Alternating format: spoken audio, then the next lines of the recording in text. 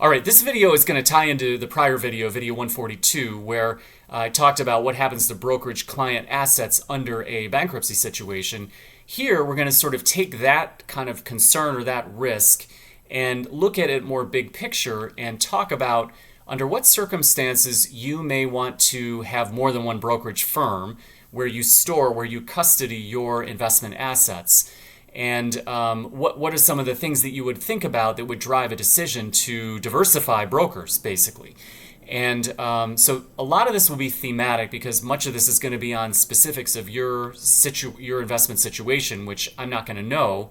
But I'd like to just sort of address some key themes that I think are important to think about. And some of these themes are things that you may not actually be facing now, but if you play the game right, you will be facing in the future. And as we go through this video, you'll see what I mean by that comment. So first of all, when you choose a broker, right, you use the reasons you use, right? So, I choose this broker because they're low cost. I want a discount broker because I don't want a brokerage firm representative selling me product, for example. I want to be a self-directed investor. These are kind of reasons we might use. Or I want a full service broker because I'm intimidated by this stuff and I want somebody to hold my hand and guide me. And these are totally valid reasons, and your personality will help you dictate which kind of genre of brokerage firm you choose initially. But then in the future, you're going to find, for example, there will be some level of total capital above which you may want to store your assets at multiple brokerage firms. And that level is for you to choose, right? But and you may not be at that level now, but I think it is very valid to start thinking about at what level of capital would cause you to start shopping for another brokerage firm. And this is one of these problems. When you imagine the problem in advance, it actually helps propel you. It sort of becomes self-fulfilling in a way. And I actually think it's a good kind of thing to do to help people build their own capital, because it gets them to start thinking bigger, thinking longer term about the type of capital that they actually dream of having or think that they can reach in the future. And this in some way almost starts to push you towards making it happen, right? You start thinking much longer term.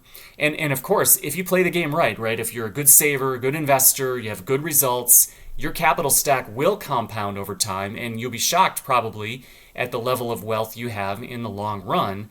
And so, thinking about this kind of just sends you down this sort of path, and it's a path that you want to be on, right, to greater wealth in the future. So, first thing is think about what asset level above which you would start to diversify custodians, okay?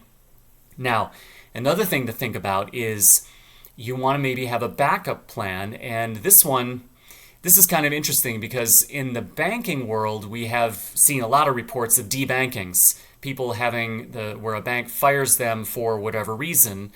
Maybe they've made too many transactions from a cryptocurrency exchange back and forth or something like that. There's been a lot of reports of that in the cryptocurrency world. In the brokerage world, there's actually a sort of a very salient example.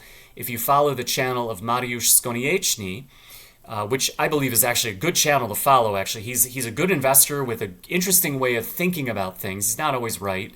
And he also traffics in specific genres of stocks, microcap and foreign stocks, and really out-of-the-way names that are very idiosyncratic. And so it's sort of nice to tune into what he talks about. But he's actually found that some of his brokerage accounts, his brokerage firms, have actually fired him because they're not comfortable custodying these extremely microcap stocks, or some of these foreign stocks are a problem for the brokerage firm itself, right? So he had a debanking not because of the transactions he was doing with, say, a cryptocurrency or anything like that. It's just that he had idiosyncratic assets in the brokerage account, and it was a problem for the custodian. And so this may or may not happen to you, but again, it's worth thinking about what circumstances might lead to you being fired by your broker. And I never thought about this problem at all until the whole debanking situation started to happen to other people. And it's very logical to just translate it to the brokerage industry and have a backup plan, right? So you may want to actually already think about what other broker you might use, or you may start wanting to have some small amount of capital at a second broker just as a backup plan. Now, a third thing to think about is, so you might be very happy with your broker right now, right? But things change, right? Great companies aren't always great.